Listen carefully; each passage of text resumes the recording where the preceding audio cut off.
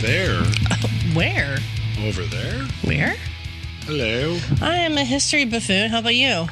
Hello, I am also a buffoon of history. We are the history buffoons. I'm Bradley. I am Kate. How are you today, Kate? I'm good. Wonderful. This is actually the origin of weird. It sure is. We are trying to find the weirdest origin stories. Yes. Also. Or where did weird start? Yeah, like seriously. We don't know. Did it start with you? I don't know. Did it start with me? I don't know. Let's find out. Most definitely started with you. Do you believe in... Oh, sorry. That's going to be a running topic for a while. We're going to talk about... Yes, do tell. Ignaz Semmelweis. He actually helped prevent a deadly childbirth complication called childbed fever. Childbed fever. Mm-hmm. Have you heard of it? I don't think I have. So did the child get a fever in bed? Kind of. Kind of. I mean, childbed fever leads me to believe that. It's actually also known as puerperal fever. Purple fever? Puerperal. Puerperal? Puerperal. Puerperal? Pew, pew. Puerperal. Okay, you need to stop with your fucking variations Childbed of this. fever is a postpartum infection caused by bacteria. Gotcha. Okay. So today it's largely preventable with proper hygiene and antibiotics. Sure. Okay. Back in the day. Not so much. Not so much. I mean, we're talking pre-germ theory, pre-antibiotics. It was a common deadly compilation. So I was complication. Like 5 years ago? No. What time frame are we talking? The 18th, 19th centuries. Okay, I kind of figured that. Yeah. So within about 3 days of giving birth, patients developed abdominal pain, fevers. So like the mothers did? Yes. Or the babies did? The babies. Okay. No, the mothers. No, the babies. So confused right now. Women. So men were immune? Women developed abdominal pain. Yes. Fevers. Okay. Abscesses. Yeah. And other signs of infection. Okay. And it would often progress to blood poisoning and death. Sounds fantastic. Is that funny? I mean, it kind of is because you still didn't answer my question. So it's the mothers? It's the mothers. Okay. Mortality rates. Yeah. Were really high, ranging from 20 to 30% for like sporadic cases. Yeah. But then 70 to 80% during epidemics. Holy fuck. So epidemics, is this something that could be caught then? Yes. Oh, wow. Yes.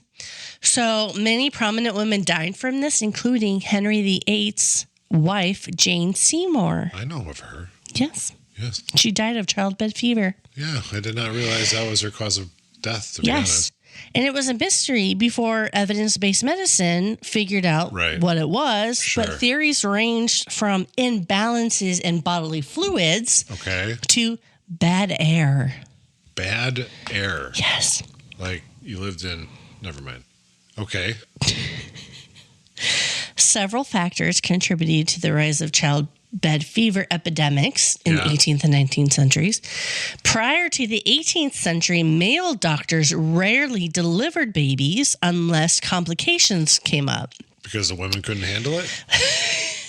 No, because they were doctors. No, that's not why. The other kind was midwives. Right. So they didn't have that kind of like... No, because midwives were very popular back then. Yes. Yeah. I mean, they're still around today, but not as prevalent. So there were two changes that occurred in the 1700s. Okay. More women gave birth in hospitals, sometimes due to social programs for the poor. Sure. And these hospitals were staffed by either midwives or doctors. Right. And medical education incorporated autopsies more frequently. Right. Okay. So more women in hospitals, more autopsies. That's the correlation. Those were the two factors that happened in the 1700s. Okay. So these changes had unintended consequences. What's the word? Consequences. Consequences. Doctors and students. Can you please say it normally? So I can stop laughing. Consequences. Thank you. Consequences. Jesus Christ. Oh, sorry.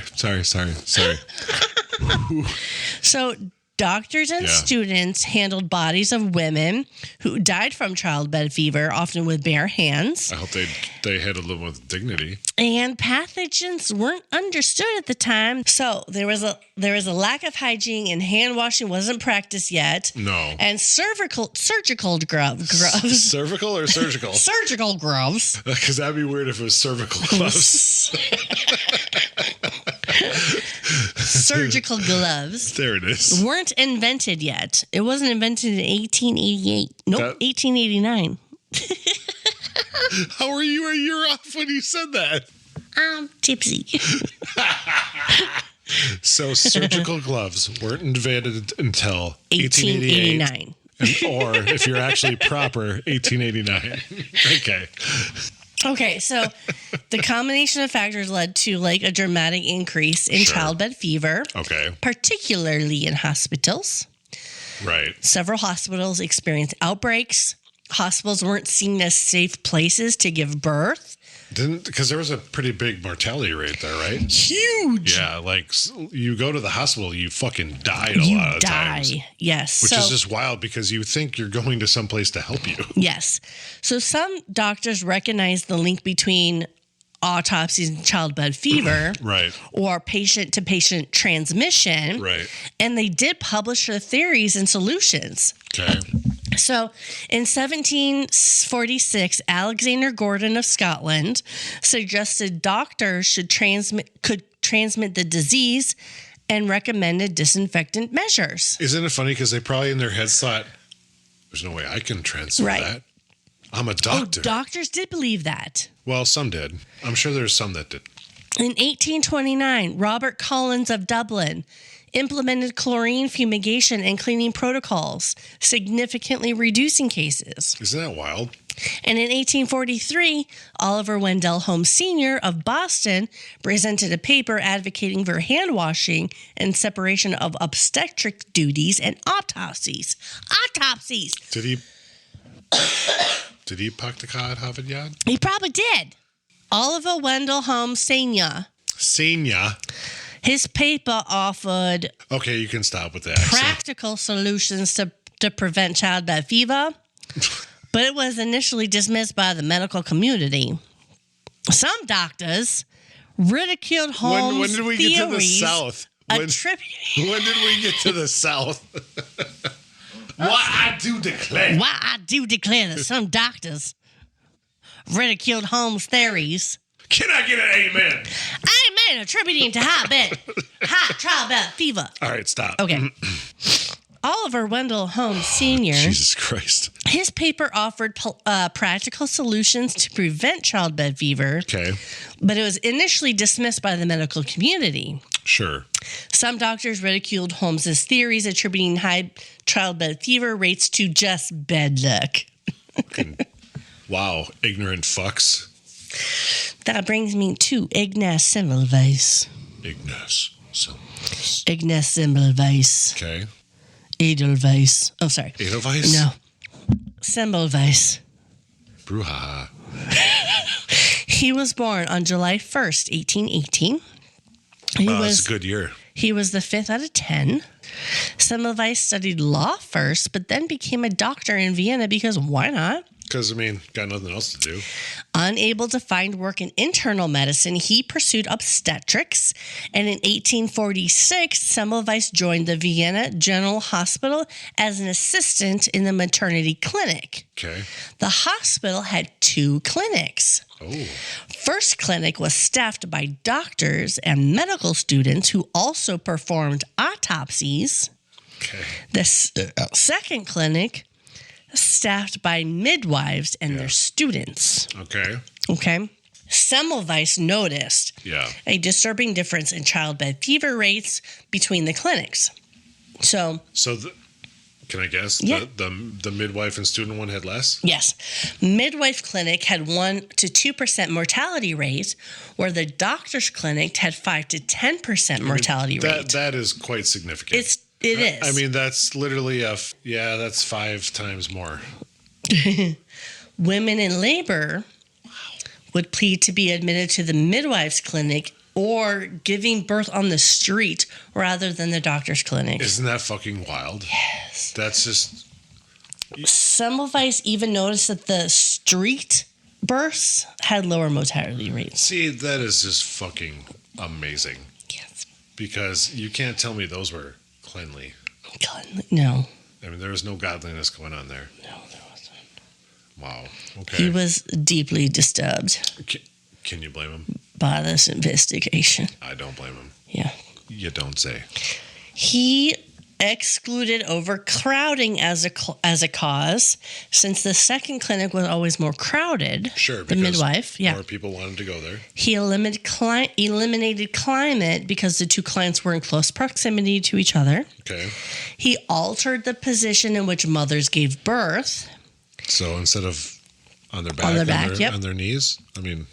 Or side lying or something like that. He proposed that priests giving last rites in the clinic were terrifying women after birth, causing them to develop the fever. Like they would hear that the priest was here with his bell ringing. Bring out your dead. Exactly. Women would hear that and potentially panic, thinking that it was them. Yeah, they were dying. Yeah. Okay. So a turning point came when his colleague, Jacob Kolechka died of a condition resembling childbed fever after an autopsy mishap. Okay. A student had poked him with a scalpel. After cutting into... Yes, the autopsy. Yes. The deceased. Yes. Wow. So Semmelweis noticed that... So how do you accidentally just poke him with a fucking scalpel? Like, oh, hey, doc. Yeah. Wow. Yeah. That's fucked up. Yeah. Okay. So Semmelweis noticed that unlike midwives, medical students routinely performed autopsies and vaginal examinations. So, because those go side by side. So he theorized that cadaverous particles from autopsies were transmitted to patients by the doctor's hands. Yeah, because, they're fucking dead. So icky. Yeah, continue. Sorry. Icky. Icky, aye. In May 1847, he implemented a mandatory hand-washing protocol. Which is probably thought fucking witchcraft at the time. Yeah, it was chlorinated lime solution, which was wine. Chlorinated lime solution, which was a disinfectant after autopsies. Gotcha. So he did this because he found that chlorinated solution worked best to remove the putrid smell of infected autopsy tissue. And it's funny because that was the initial reason for it, was just to get rid of the smell. Not to actually clean your hands. It was just to eliminate a smell. Right. And it destroyed the poisonous or contaminating cadaveric agent hypothetically being transmitted by this material. Right.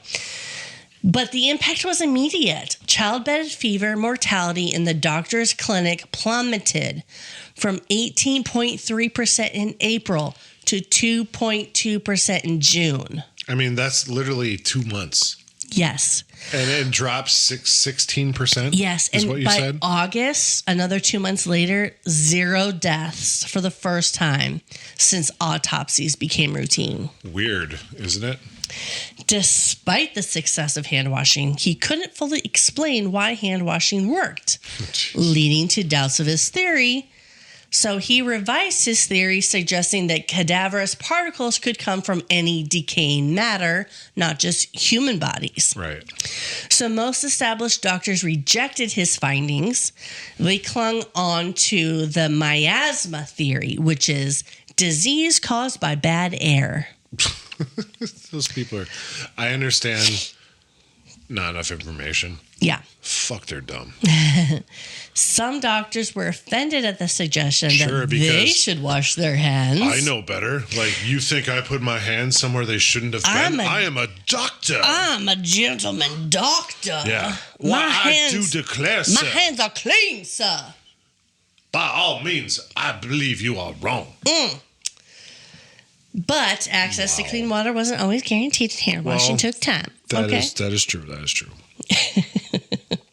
So Semmelweis documented the continued high childbed fever rates and attacks on his theories. Yeah. So despite the resistance, Semmelweis powered the fuck through.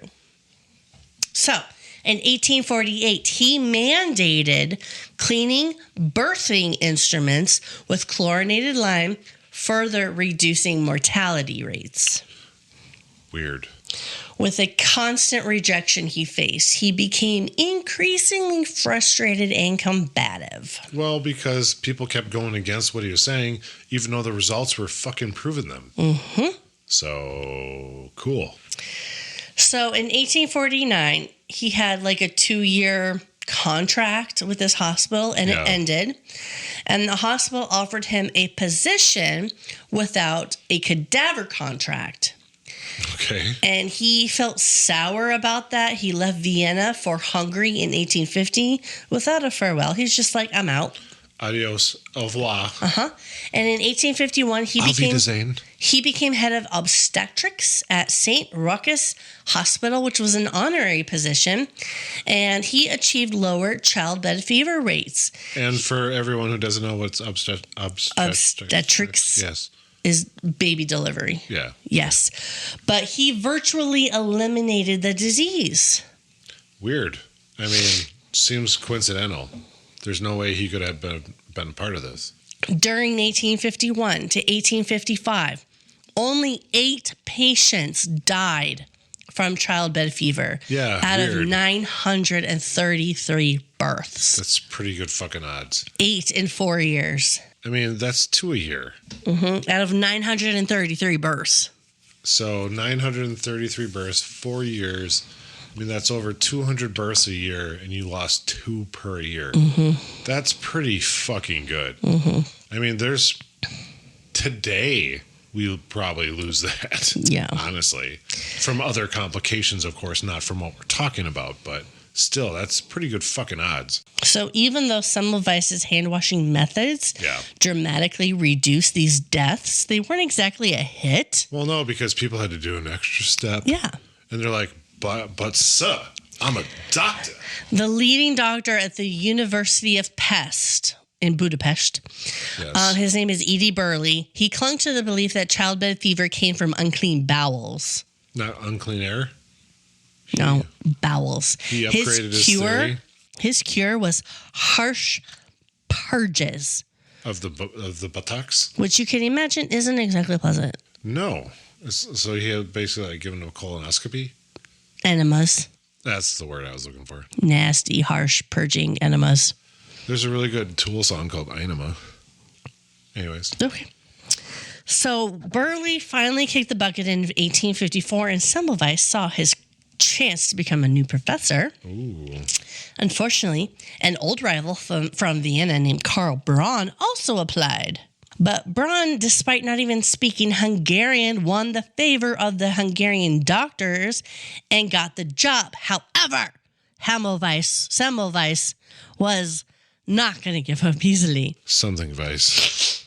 Thanks to some intervention from Vienna, the vote was overturned, and eventually he landed the position in 1855. You wouldn't know it, but his hand-washing protocols once again brought impressive results. Weird. I mean, it just seems to be a proven fucking thing, but okay. Despite his success, Semmelweis turned down an offer to become a professor in Zurich in 1857. Okay. Maybe he was tired of fighting the medical establishment, or maybe he just found love because that same year he married a woman. Oh. Yes, and they had a family of 5 children. Oh, wow. Despite the success of hand-washing, Semmelweis's abrasive personality didn't bode well, and hostile tactics backfired. Yeah, he didn't go about it the right way. In 1861, Semmelweis published a book about his hand-washing discoveries, and unfortunately, some foreign reviews weren't exactly glowing. Of course. Feeling defeated, frustrated, Semmelweis lashed out at his critics in a series of very angry open letters. Because they didn't have emails back then. He called prominent doctors names like irresponsible murders and ignoramuses. Oh, not the ignoramus. That's the worst.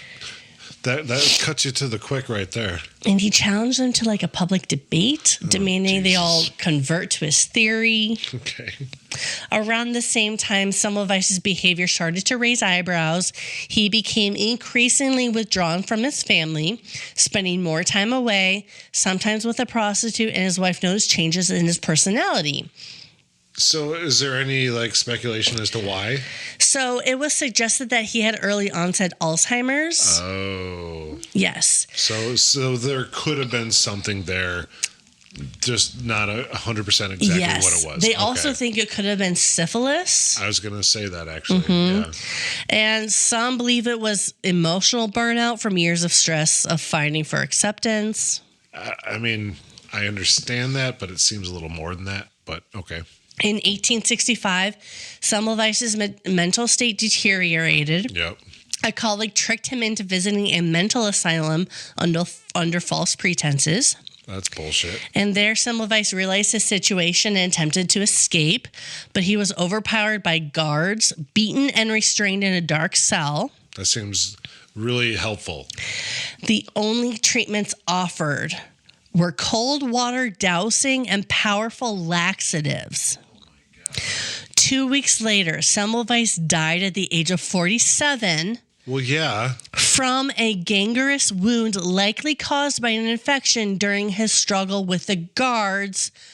Irony is he died of an infection that was preventable with proper care. Yep. Ugh. Wow. That's horseshit. Semmelweis's work, though unrecognized in his lifetime, laid the groundwork for the future. For modern day, yes. Yeah. Yes. So immediately, mortality rates increased sixfold. Yeah, because no one fucking cared about his shit. This fucker's gone. He's not preaching his shit. Let's go back to our old ways. And all of a sudden, lots more people died. The physicians of Budapest did nothing, said nothing, no inquiries, no protests. Wow, that's bullshit. And almost no one, either in Vienna or Budapest, seems to have been willing to acknowledge Semmelweis's life and work. That's terrible. It wasn't until the 1880s, after the work of Pasteur and Lister, that infection control became standard in obstetrics. Okay. But these researchers were unaware of Semmelweis's contributions. Of course. Why would they know that? Yeah. Honestly. Semmelweis's story wasn't fully recognized until the late 19th century. Wow. That's wild. It's weird. It is, because you would think obviously in our day and age, it's such a simple thing. Wash your fucking hands. Wash your hands. Simple as that. Yeah. And obviously there's more to it, obviously, with the cleaning of the utensils and supplies and such and whatever. But like literally just wash your fucking hands. And they're like, I'm a doctor, sir. I do not have to wash my hands. My reputation is clean. It's like, but your hands aren't, you fuck. You Go just wash touched your a dead fucking body. hand. Yeah. You literally touched a decaying fucking body. Let's go check this chick's vagina out. And have a baby. Yeah. And that's going to fucking go well. No one said ever. Unless you're from that fucking time and you're a fucking idiot. I mean, I get it. Things evolve. Practices come into play and so on and whatever. But it's like, wash your fucking hands, man.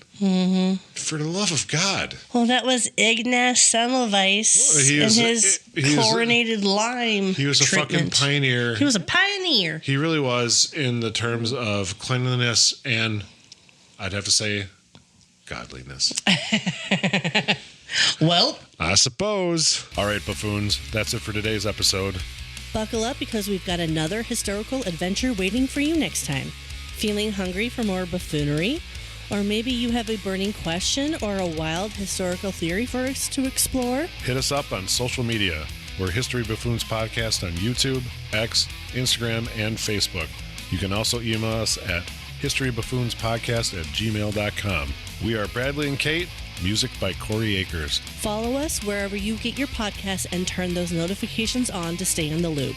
Until next time, stay curious and don't forget to rate and review us. Remember, the buffoonery never stops.